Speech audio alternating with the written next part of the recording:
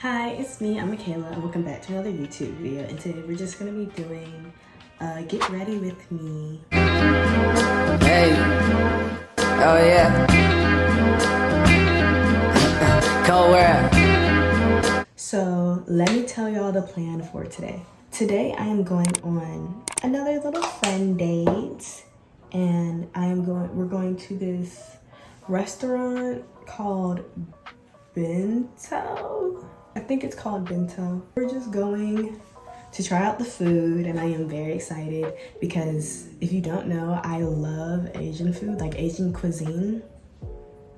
Top tier. I don't know if y'all have noticed, but for the last couple of videos, each time I will have a Get Ready With Me, literally I will have nothing to talk about. So I searched up on Pinterest some things I could talk about, and today we are going to be talking about long distance relationships, and I'm kind of just going to focus on my experience with that and my opinions on that. So yeah, I literally have nowhere to start, so I'm just going to start kind of broad. I'll start with my personal experience. So I have definitely been through a fair share of long distance relationships, but I've realized that I really don't thrive in them.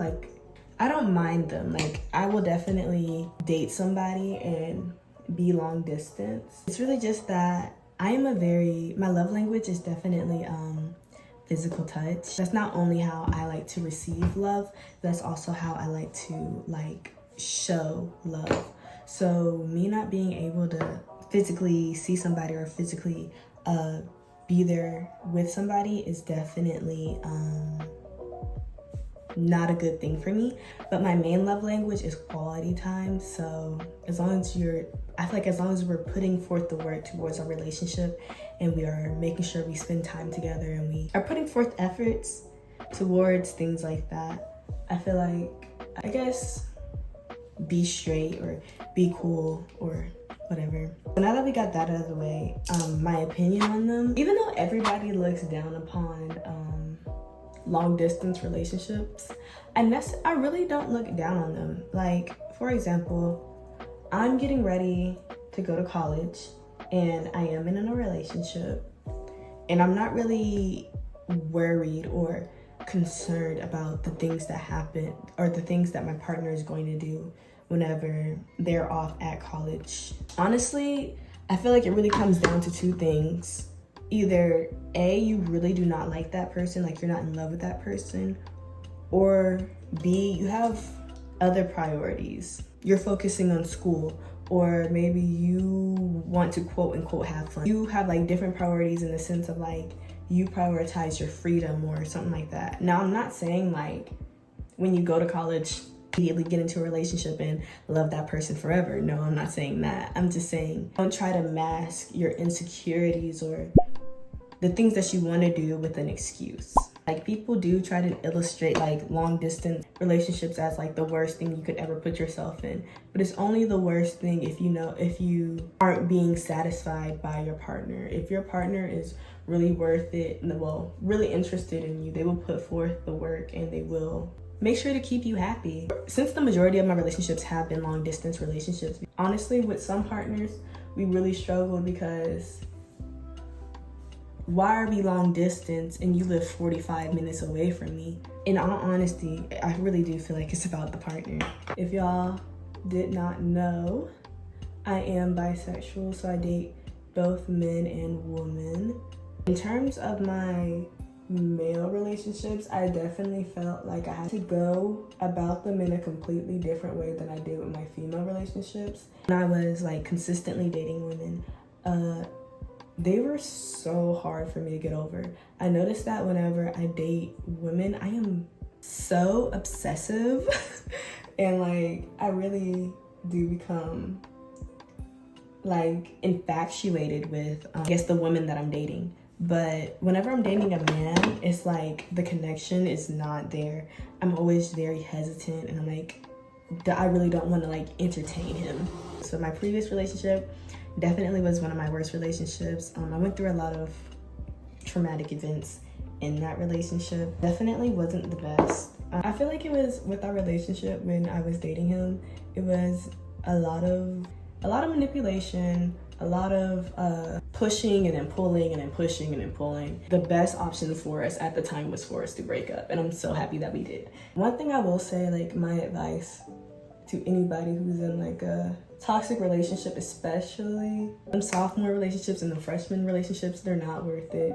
Honestly, I do feel like during that time, if anybody is trying to take you seriously, make sure they are genuinely taking you serious. Like if he's telling you love stories, or if she's telling you love stories and just about like how y'all are finna do A, B, C, and D when y'all get older, no, y'all can do that now. In all honesty, like with me, when I was dating my previous partner, my biggest priority was taking me on dates, because a date at that age, it doesn't even have to be like anything big. It could be going down to the park and just sitting and talking and honestly just getting to know each other. You don't have to spend money. You just gotta hang out. Looking at my efforts that I put towards that, even if you're like 14, 15, 16 and y'all have no, like you ain't got no car, you ain't got nothing to do, trust me, if they wanted to, they freaking would. And I hate the saying because it's so overdone, but it's so freaking true.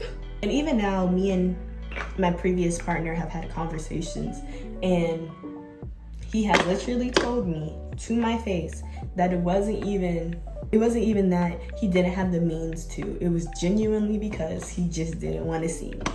That's one of the biggest things I had to learn. Even like when I got out of my relationship and I was once again like dating and entertaining people, I realized that like, no, if this person really wanted to see me, like with the way that people were meeting up with me and like doing all these things to come and see me, I realized like, oh no, he just didn't want to see me for real. Like he just wasn't trying, he was over it. Like, carrying on to my next point, a date is not spending time in the house. I don't know who told y'all that. A date isn't like chilling together. Y'all are just chilling. That's not a date. I know some people are just like, oh, well, I'm just a chill girlfriend. Like, I don't care about stuff like that. No, babe. You should care about stuff like that. Y'all are getting sneaky link and dating confused. I have standards for myself. I feel like whenever you're in a relationship or when you're getting ready to go into a relationship, you always set standards. You always do all that because at the end of the day, you are coming into, well, that person is coming into my life. You're an addition to my life. I'm not gonna drop my standards of the way that I'm living for you or the way I expect to live for you. That is like the biggest advice I could give in regards to relationships. And make sure your partner is treating you like you're their goddamn partner. Like, if they're not, don't take them seriously.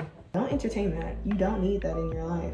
Like, even in my relationship right now, if things start to slow down or things start to do that, I'm gonna start off with a conversation, bring it up in conversation, be like, hey, like, we haven't been doing these things recently. Why's the reason? And can you improve upon that? And then wait to see their actions. If those actions aren't met, then baby, you gotta go.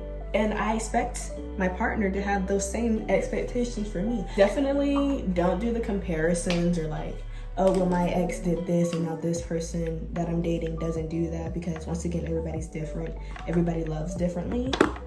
I definitely do feel like you're young, live your life, don't let anybody hold you back. And even with that, also do not be scared to find love and find connections with a person, even if it's for a temporary amount of time.